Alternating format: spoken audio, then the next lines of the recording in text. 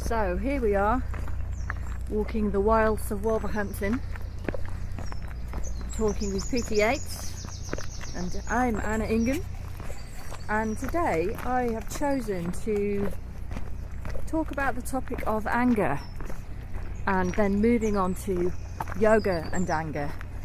And me and Pete have talked about this subject quite a lot, and I found it really useful, so I'm hoping that you'll find it useful as well.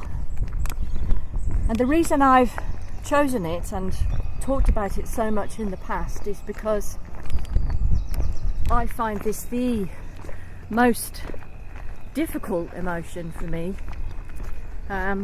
very painful, and I will go to great lengths to try and not experience anger, which is a bit of a problem for me. And one of the reasons I would not like to react to someone in an angry way is that I'm always 3 or 4 steps ahead, and in a few microseconds I can just envision all the consequences of that angry action. And I think to myself, is it worth it? And 95% of the time the answer is no, it is not worth the consequences, just walk away, which is fine because then I don't have to deal with all the nasty consequences of being angry in a particular situation. But then I'm left with the anger and I have to go away and deal with it myself. And sometimes I can go away and do it, and sometimes I find it very difficult and it stays with me for ages and becomes almost like a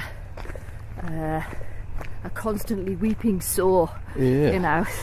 It's there for ages and ages and ages, and when you get to that state where it's going round and round and round, and whenever you have a quiet moment in your head you start having these angry conversations, even if they're sometimes completely imaginary, because the anger is there and it's trying to find a way out and trying to do something to relieve itself. So sometimes this is the state I get myself in, and there are some circumstances in life which can't be changed, and you know, you're angry about them, but there really is nothing you can do. Sometimes you can't even leave, you know. So I have to find a way, or I have to find a way to be at ease with that. And I have found this very difficult sometimes in the past. And one of those times when I was really churning away with stuff and it wouldn't leave me alone. Hello. I see some dogs and people. Hello. So one of these times when it was driving me mad, and I'm sure everyone's had this experience, we had one of these long walks, or a series of long walks, where we talked about anger, and I found it, as I said, really helpful. So we thought we'd record one of these talks and see if you find it helpful as well. So let's start off then. So Pete, what is anger?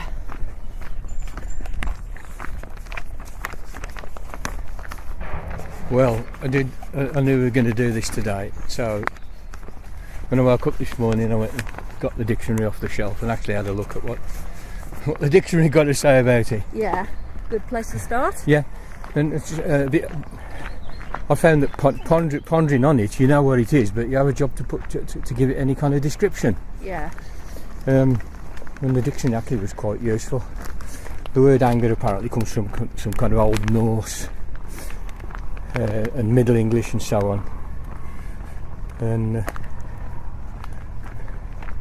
originally it meant grief. Yeah. Grief. In fact, we actually still use the word grief colloquially, don't we? To oh, you're giving me grief. You're giving me grief means you're making me feel bad, and I'm angry about that. Yeah. You know, so it's, and And the dictionary was quite useful in that it gave a list of similar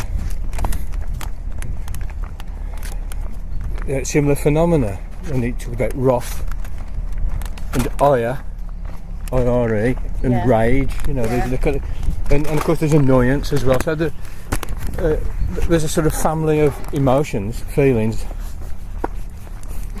For our purposes, I should just suggest that we take anger to cover all of them, and I think it does do that linguistically.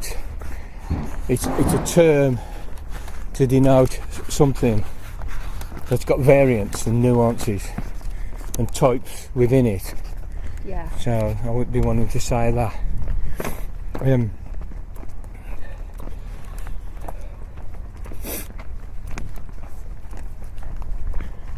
And then the dictionary goes on to say that the anger is the active feeling provoked against the agent. So what's that mean? Well, this is the kind of instance in which somebody does something, and it arouses a feeling in you against the person that performs the action. There's a distaste for the action, or the action causes you some hurt, or you perceive the action to be unjust. Yeah. And so you wanna stop the agent, or even punish the agent. So there's this kind of strong other directedness in a lot of anger. It's against a party, an agent, which might be a human being, could be a pack of animals, you know, or a group of human beings, or a human institution, a cultural institution, or something like that. But anger very often has this directedness out at somebody. Yeah. And this anger wants to do that. Yeah, and it wants to blame something, so it can go out there and it wants to itself. Anger wants to perform as well against the agent of the action that's aroused the anger. It has this, as well as this other directedness. This call. It's a call to action, you know, or it's an impetus to action. And as you remarked on that when you were talking about your own experiences a few minutes ago, when you said the anger's just got to come out. Yeah. So anger as an emotion sets us in motion, or attempts to set us in motion. That's what emotions do. They set you in motion. Yeah. You know. Yeah. And in the case of anger, the motion very often is to punish, or at least restrain others, the other. So that's one meaning, and I think that's probably how the word is used very frequently, mostly. Yeah.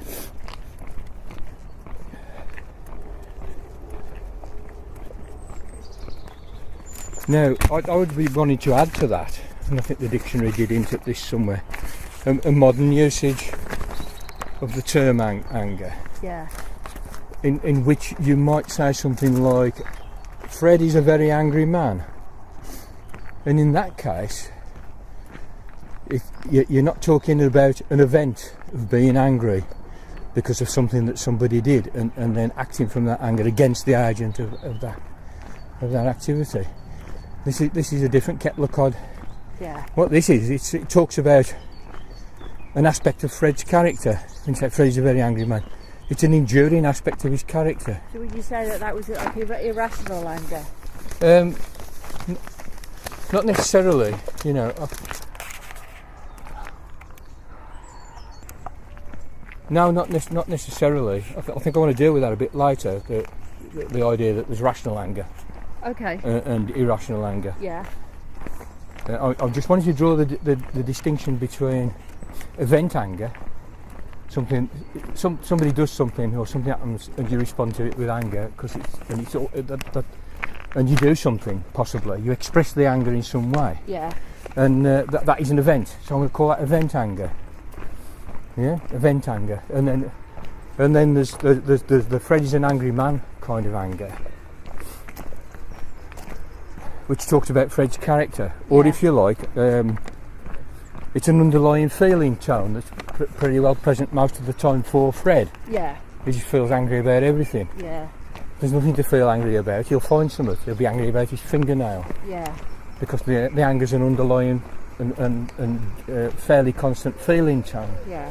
Which we have that modern way of using the term anger as well, which really derives from psychoanalysis, I think.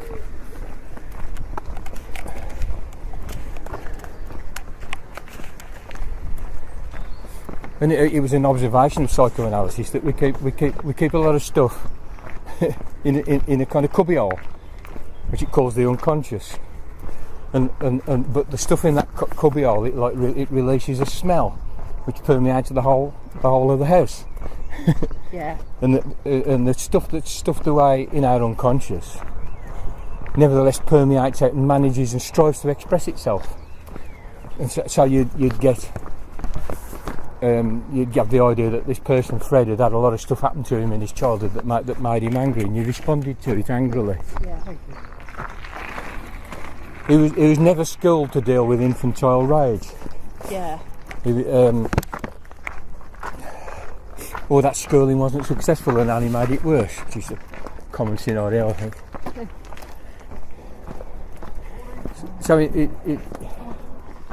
So you say, but he's wanting to get by in the world, so he's actually repressed the expression of these feelings. Yeah. He doesn't do outbursts possibly, but nevertheless it's there in the cubbyhole, letting out its smell. Yeah.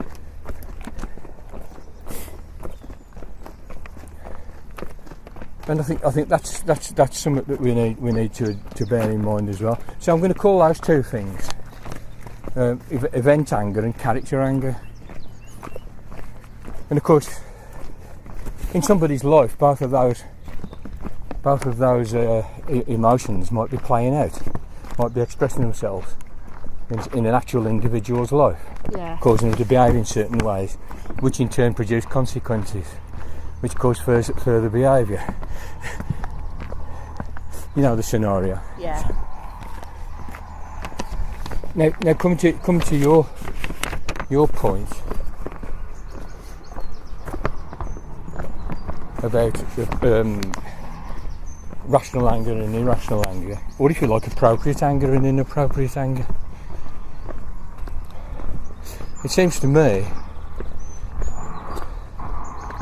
that some instances of event anger are actually totally justified, totally rational and totally appropriate.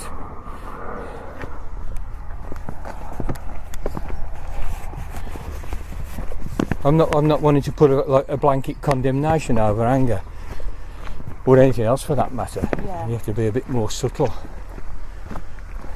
It's called you were discussing earlier on about this idea of negative emotion, so-called negative. Yeah. I mean, if I say the word negative emotion in what follows, please put scare quotes around it. But if I say the word positive emotion, put scare quotes around that as well. Yeah. But broadly speaking, there are emotions that we'd rather not have, at least not too often. And the way you spoke about anger earlier on, when you were recounting your personal experience with it, you made this point. You said it hurts me. I don't like it. It makes me feel bad. Yeah. I don't want it. I really don't want it. It can be amazingly painful. Yeah, and similarly, the classic negative emotions: fear, greed, lust, hatred, etc. These kind of things. Don't know about lust there in this context, but most of what are popularly deemed negative emotions are emotions that most people don't want that often. They'd rather be without them. Also, as you pointed out, if you act out the anger, you're generating a whole host of consequences. Some of which might not be that welcome. Yeah. You know, and that's another reason why we resist expressing the so-called negative emotions, because we don't want to live with the consequences. And actually, because expressing them, particularly if you express them vehemently, say if you kill somebody because you're angry, you're going to have a lot of consequences. Not only that, you're opening the door to chaos. Yeah. To chaos, and that's why we call them negative, because they're painful. They are a form of suffering, and their expression causes further suffering very often. Although sometimes it can be a good thing. Yeah, there are times where anger would motivate you to a very positive action. Yeah. That's why I said very often. Yeah. And that's why I said, there is such a thing as an appropriate anger or a rational anger. Yeah. And an example there might be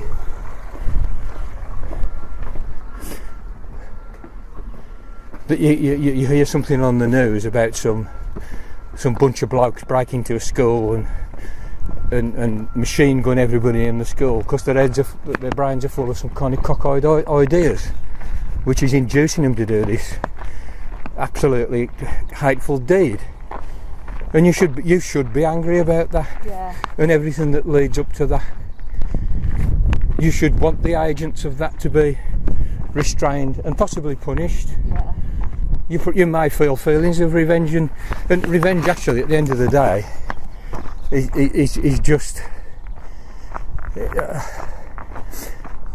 I don't know, and it has all these kind of overtones, revenge, but its function is to stop the agent that's made you angry through their deeds from doing it again. Yeah. That's what revenge. I mean, I know it has its own payoff. Yeah. But as a function, that's all it can achieve. So I'm saying that would be like a rational anger, But an irrational anger, I think, falls very often into the character anger type. I think character anger is irrational, and it's irrational because it's the unconscious trying to express itself. The unconscious isn't rational, particularly, or its reason is can get quite twisted and strange. Yeah. Maybe it has a deep rationality, but from the point of view of ordinary lived experience, it's pretty irrational. Think how crazy your dreams can be. Yeah. And just absolutely crazy. Think how crazy psychotic visions are, or the stuff that psychedelic drugs throw up when they take the lid off the unconscious. And that kind of anger can be irrational because you're angry about everything. You can get angry about something that's good in every respect. Yeah.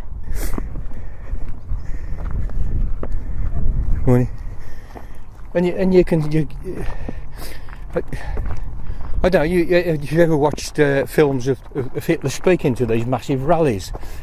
And it's just basically it got this underlying feeling tone of anger that was willing to project itself onto anything to which would let it stick. Yeah. But it motivated him.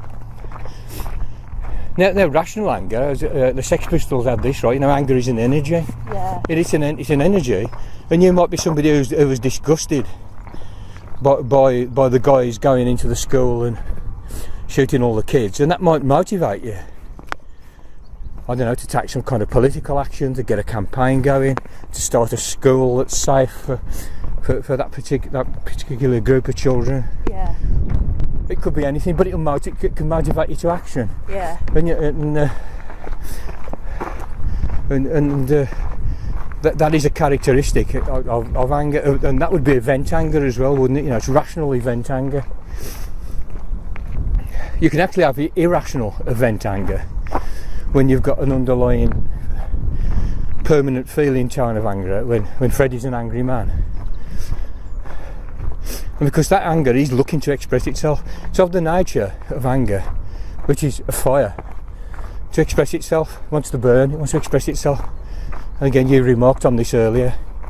So I've got to let it out. Yeah. It has to be let out. So people with this underlying permanent feeling tone of anger, which they've kind of been lumbered with through the circumstances of their birth and early life,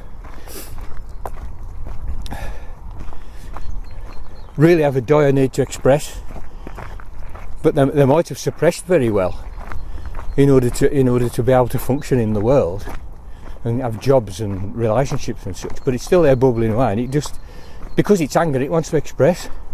The unconscious wants to express anyway, but anger particularly wants to express. It wants to leap up like a flame. But it'll light a person in that state of tension will light upon something to be angry about. And you get the phenomenon of some bloke in a pub bashing another bloke up because he looked at him.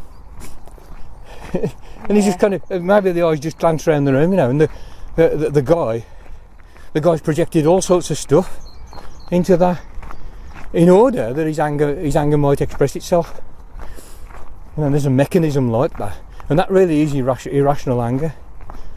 Unfortunately, it's something that plays out in human life on a daily scale, on the scale of all the little interactions of humans going about their human business on the one hand, but also whole societies and cultures and nations can get driven by this stuff because of the they consciousness that's involved in it. Yeah. Anger actually has got a lot of they consciousness involved in it. So just remind me what they consciousness is again? It's the way in which human beings are influenced by the opinions, thoughts, actions of all those around them. Yes. I mean, here's a phrase that you'll hear every day on the bus, on the Clapham omnibus. What will the neighbours think? Yeah. So that consciousness is a bit like that.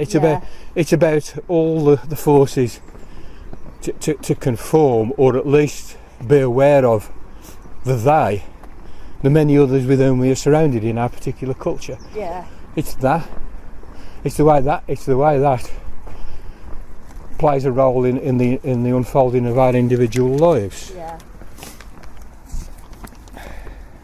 And that's how anger gets mixed up with justice. So, the next question is, what can I do about it? So here I am with this uncomfortable, well, more than uncomfortable, painful feeling that sometimes can be absolutely crippling. I mean, once you get sucked into that anger vortex and you can't get out. As I said, I'm not always in that position, and many people who know me, I'm making myself sound like a tower of like constant rage here, but that's not how it is. I'm generally a pretty peaceful person, and I value that very, very deeply.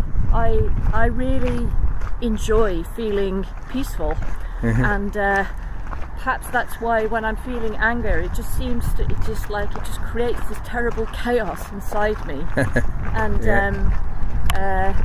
just spinning round and round, and it really hurts. Yeah, it's not really nice. So the reason why we had these conversations before was because I was trying to find a way that you could help me to perhaps be at least more at ease with the anger. So if you have any thoughts about that, that'd be good. Or any strategies. Yeah. Well,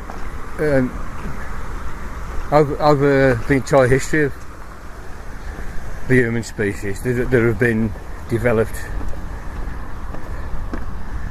strategies for dealing with the inverted commas negative emotions. Yeah. We've done a lot of that since prehistory. Yeah. Well, it's been a problem, hasn't it? Well, Big problem, always. It's a problem for individuals because, as you just described it, it feels like shit. Yeah. It hurts. It's painful. It's suffering. It's quite a raw form of suffering. Yeah. Number one reason why this has happened. Yeah. There's been a self-help industry since the Neolithic, I'm sure of it. Yes. The other thing, of course, is social organisation. Yeah. We can't have everybody just stabbing somebody every time they don't like the colour of their eyes or something. Yeah. We need a better way to deal with it than that, really, don't we? So and the whole system of justice and all that kind of stuff. And notions that the collectivity can punish the individual. All of these have got roots in the impetus to act, which is anger. Yeah. But the standard thing that results out of that movement that collective movement against the angry individual, or the individual who's performed an angry action, is repression. Yeah. And societies basically function by repressing instincts and negative emotions. Yeah. That produces a uniformity behaviour in populations which become manageable and even exploitable for work and so on. So repression is at the core of civilization itself, and the things that get repressed, as I say, are the instincts. Yeah. With sexuality and aggression, and the so-called negative emotions, just to push it under. And children are actually taught this at an early age, particularly by the nuclear family structure. It does quite a good job of that, but also by schooling and just by culture in general. And also, again, there's the legal system that reinforces non-angry behaviour and punishes angry behaviour. So we've got all that, custom, legality, child rearing patterns, are all wrapped up in a game of repression. Yeah. It's also, we're actually taught to feel quite guilty if we don't repress it as well. You're taught to feel guilty about it if you ever express it. Yeah. And that's one way of disvaluing it, is to attach a low moral value to it as a feeling, so that the person who feels it will punish themselves before they even express it. Yeah. This is the whole apparatus of self-policing that societies put into individuals to make social living manageable, they think. Yeah.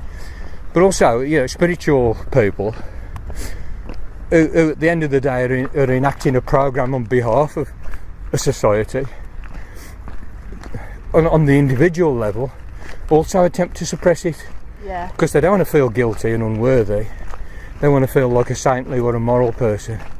They want to have a view of themselves which they can live with. And in this scenario, the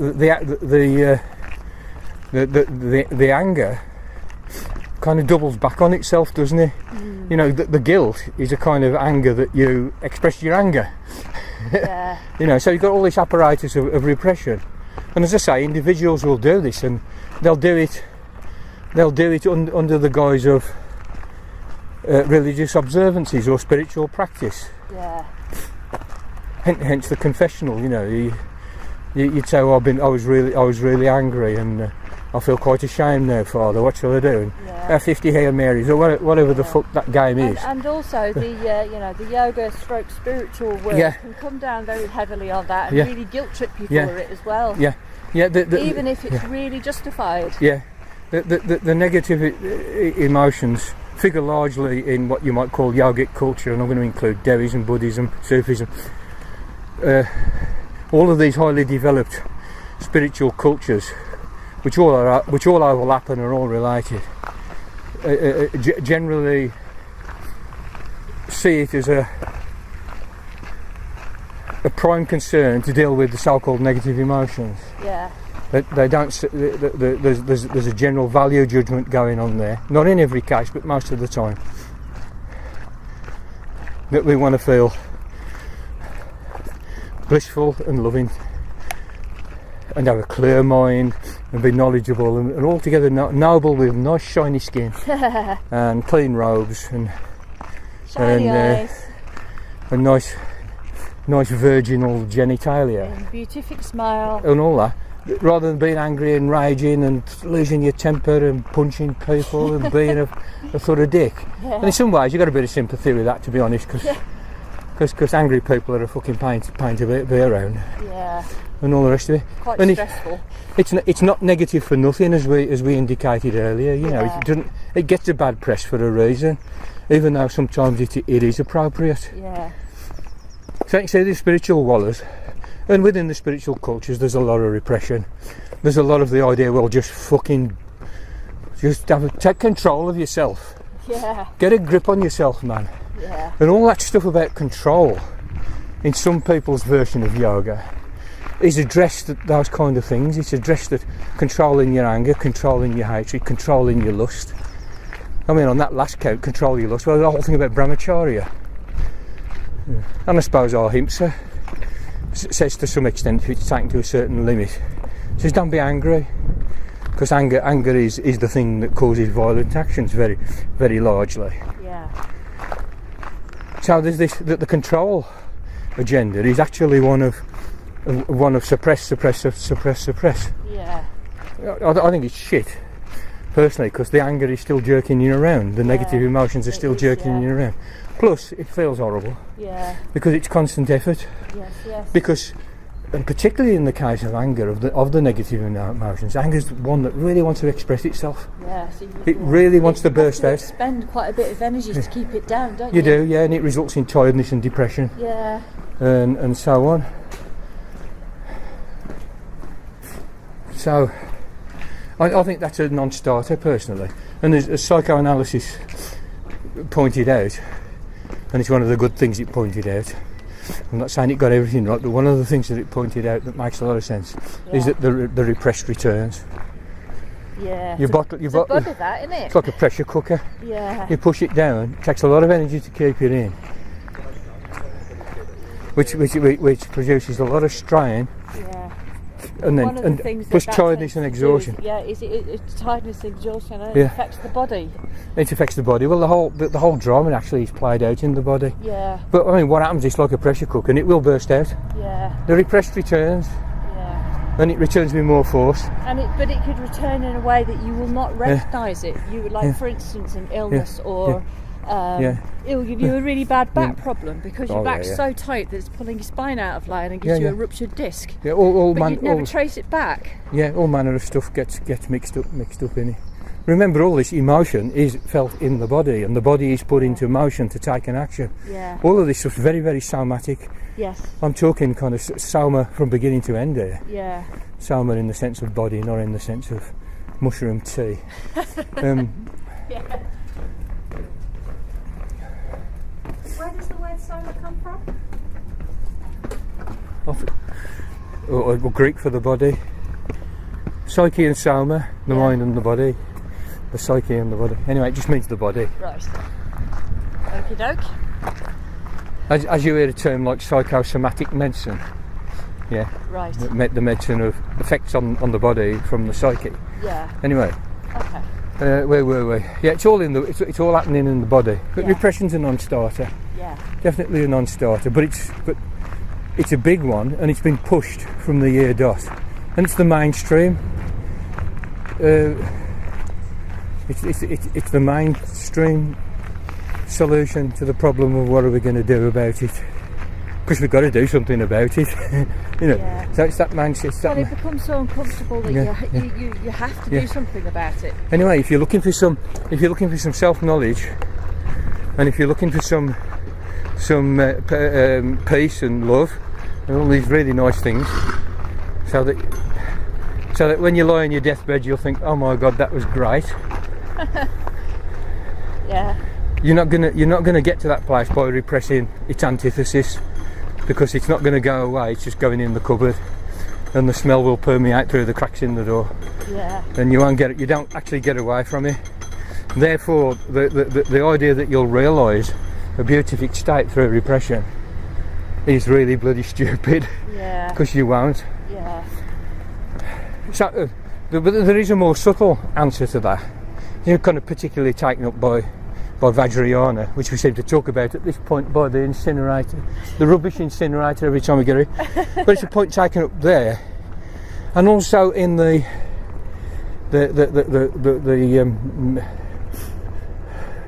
Renaissance magic of Europe and alchemy, particularly in its alchemical forms. And this is the idea of sublimation. Yeah. And the idea is, well, we've seen how stupid it is to try and repress.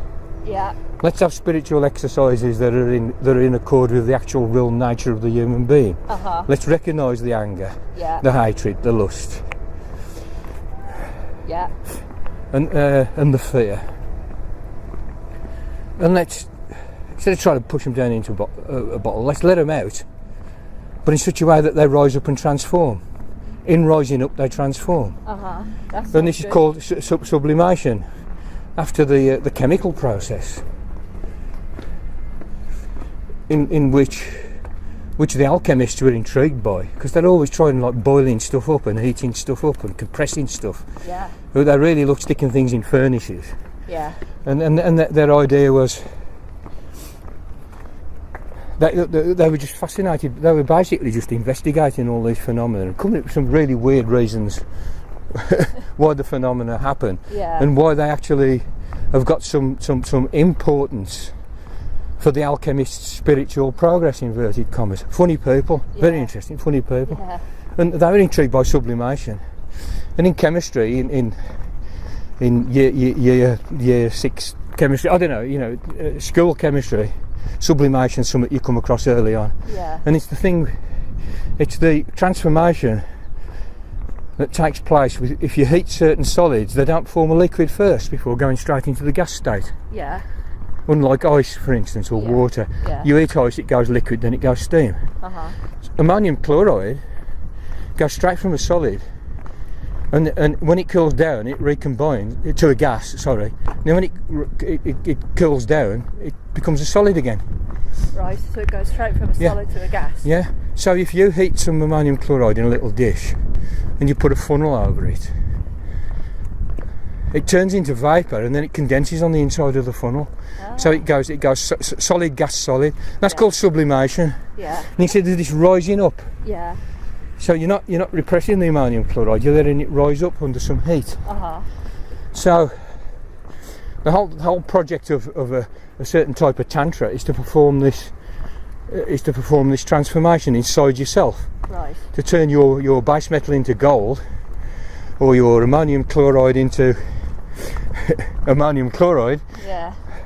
but by sublimating the negative emotions and the passions and the poisons they're called in the tantra, aren't they? You sublimate them. Yeah. You try and you have some elaborate kind of procedures involving kundalini and chakras and mantras and magical thinking of all kinds of stuff. And what do you think of those elaborate procedures? Well, I think sublimation, in a sense, is a sellout. To be honest, because even though it's one that's inevitable. It's inevitable that human beings try that, having after thousands and thousands and tens of thousands of years started to suspect that repression's not really so great. Yeah. Unless you're the one doing the repression. If you're the king, it's cool. Otherwise, there's not a lot of human flourishing happens when that gets when all that gets out of hand. Yeah. So the idea of sublimation comes along, inevitably, I would say. But I think they're supposed to be tantrists, and if they're tantrists, they say all phenomena are pure. Uh-huh. The highest teaching, all phenomena are pure. Yeah. Every single instant of experience, from the beginning of time to the end of time, that's had by a conscious creature is an opportunity for complete and perfect enlightenment. Yeah, that's the tantric teaching. It says Yeah. you've already got it, it's there in every moment. Yeah. There's nothing to sublimate. Yeah. Your anger's fine, even your most poisonous hatred is fine at some level. Yeah. But also, this is what people don't understand here. I think you then got to turn into Charles Manson. You've got to go around just, with backs to like killing people because you don't like the look of them. Yeah. But if you go back not to so. like, it's just Not an so. energy, Yeah. then that's what Yeah. they mean, isn't it? Yeah, absolutely. That is what they mean. It's an energy and it can be transformed. But they then have a project of transforming it, which they see as very, very, very elaborate. So their spiritual practice becomes one of doing as elaborate, as difficult, as crazy as the project of repressing. Right. So they're very, very busy within their spiritual practice. Yeah. They have a busy practice of cultivating themselves. Yeah. And Because sublimation, attempting to sublimate is a self-cultivation, Yeah. according to a particular idea. That however noble and poetic it is still nevertheless just a human idea. Yeah. So, in a sense, they're not doing the openness meditation. They're doing the busy doing shit meditation to make myself a better person. Yeah. That's the trouble with sublimation. Yeah. It's more practical than repression. Vastly more practical than repression, though. just to say something about the word busyness you use in there is that is exactly what I have done, and many people do, to try and override uncomfortable feelings. Yeah. They become, say, very busy. Yeah. Doing things or at work or whatever, but also perhaps people don't realise that you can also become very busy within your spiritual practice trying to fix yourself. And it's exactly the same thing. Yeah. You're just putting the busyness in your meditation rather than just being busy at your desk at work. Absolutely, there you go, you got it. So in a sense, you know, I'm an openness person rather than a busyness person, a letting be person rather than feel very good. Rather than a let's fix it person. Yeah. I'm a tantrist, you know, all phenomena are pure. I don't need fixing, thank you very much. And you're certainly not the one to do it, beady-eyed git. So I kind of think that how that arose was with the Vajrayana sublimators and the alchemists. They did want to do something practical. They saw it as a practical issue. They saw through repression, but they weren't. They weren't really alert to the problems that they're going to have by over cultivating. Yeah. Now, there's a point here that seems a bit tangential, but has a big bearing on all of it. And the point is, all phenomena are pure, and that includes all the human endeavours over time to deal with the problems of negative emotions, the practical and existential problems they throw up for human beings, real lived human beings. Yeah. And we've always wanted to improve our lot. It's stamped on our being. That we are those kind of creatures. We will always try and improve our lot. We won't always get it right. Yeah. A lot of the times we'll mess up. But if all phenomena are pure, that impetus is also pure. Yeah. Including, you know, the impetus to sublimate. Yeah. It's pure, but it actually has some difficulties that the originators of those practices probably didn't see at the time. Yeah. Because it's such a vast improvement on repression. Yeah. But what I'm wanting to say is all phenomena are pure, and you can leave the negative emotions. Again? Sorry? I just explained it, didn't I? Sorry. I mean, I'll repeat in case you didn't get it. Yeah, just to clarify, because the word pure. Every single event in consciousness, from the beginning of time to the end of time, every single event that takes place in the being of a conscious creature is an opportunity for complete, perfect enlightenment, whatever that is. Yes. It's just a fantastic opportunity, full stop, as far as I'm concerned. Sorry, got it now. You know, I don't need to name the good. You know. Yeah. So that's what all phenomena of pure means. Yeah. It doesn't condemn anything. Yeah. But it doesn't even condemn condemning. You know. So, but if all phenomena are pure, we can, at some level, if we've really got a grasp of that, is actually allow our so-called negative emotions to be themselves, to express themselves. Now, I don't mean you run down the street killing people. Right. Yeah. I mean that you be with whatever your peculiarities of DNA and childhood experience have produced. You be with that. You're with it. Yeah. You're angry. Be with it. You know, let it be, but with bright awareness. Yeah. Be radically open to it. Yeah. Be radically free in the situation. Don't repress, sublimate, or anything. Don't do anything to it. Be with it. Be with it till you are it. And and there's a discovery that takes place. Yeah. In that bravery. Yeah. And it doesn't turn you into a psychopath, even though you may fear being turned into a psychopath. Yeah.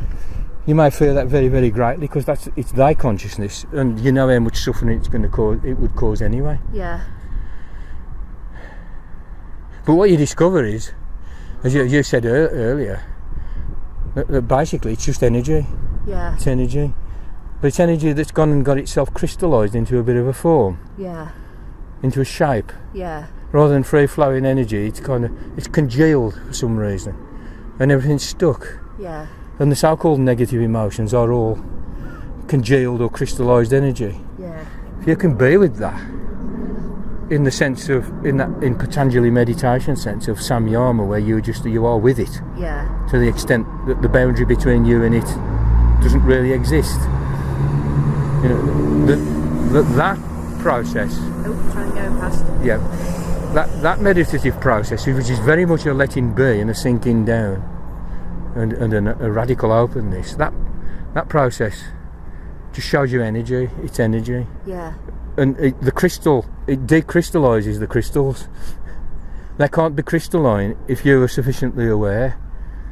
Because when you're sufficiently all the aware, the energy starts flowing again. The energy starts flowing again, and the energy is in the awareness. Total awareness doesn't leave any energy for so-called negative emotions. Now, I'm not offering this as a nostrum, as a cure or a panacea. You shouldn't. You know, if all phenomena are pure, there's no desideratum. One is playing in the universe. Yeah. You will encounter anger, but if you're with it, that anger isn't the terrible cause of suffering that we've attempted to describe, but instead it's just pure. It's the pure energy of life. You know, and it just happens to have crystallised.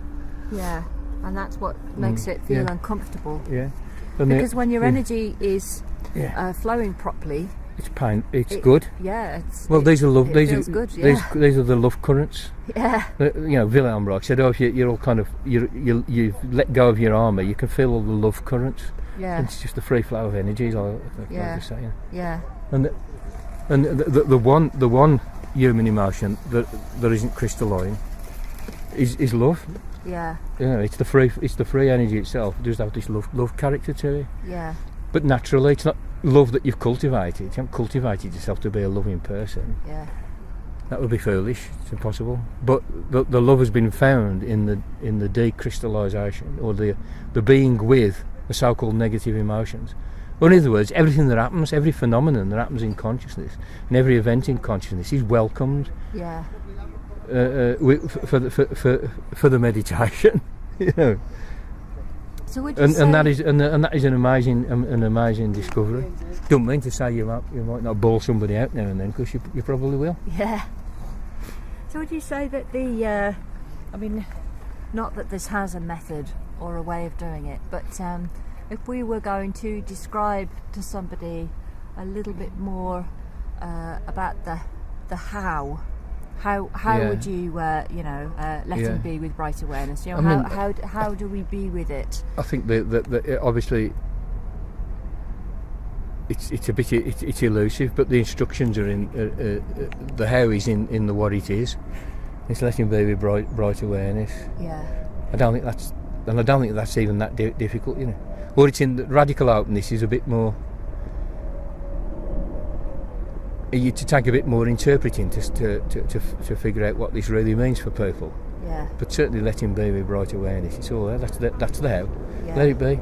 Yeah. Don't kill anybody. Don't do anything stupid. Yeah. Maybe if there's any training, the initial training should be not getting people to stop being radically stupid. Yeah.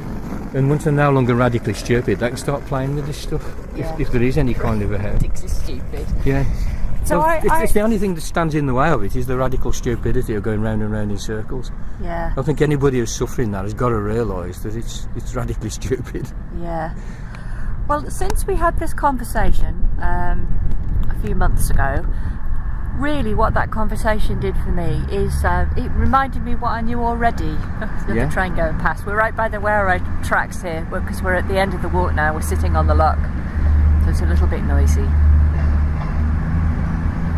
All phenomena are pure, even the noise of the train. But I'm going to say something useful here that I hope hopefully will be useful for other people. So since we had that conversation, or the number of conversations we had about this, as I said, it reminded me of what I knew already. Mm-hmm. And for me, when I went and did my meditation where I just allowed myself to be with my anger, this is what happened. It feels like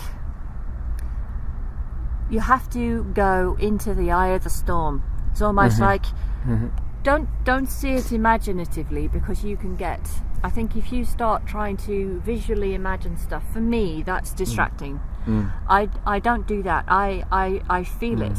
It feels like a cyclone inside me, and I move myself into the eye of the storm. So basically I actually let myself go into the most painful part of it, and allow myself to have no distraction and not to think about anything, because once you allow that pain, it's quite easy then for all sorts of angry thoughts to rise up, and you can go off on a tangent about what he said, what she said, and that kills it, you know. It's like it's I'm not saying thought is bad or anything, but those sort of thoughts, they're almost trying to prevent you from entering the eye of the storm. That's kind of like the second product. The first product's the storm, the second product is the kind of little bits of narrative that spin off it. He said, she said, and I'd love to do this to him, and I'm going to get him prosecuted and punish him, and I want my revenge, blah blah, all that. These little it gets some kind of verbal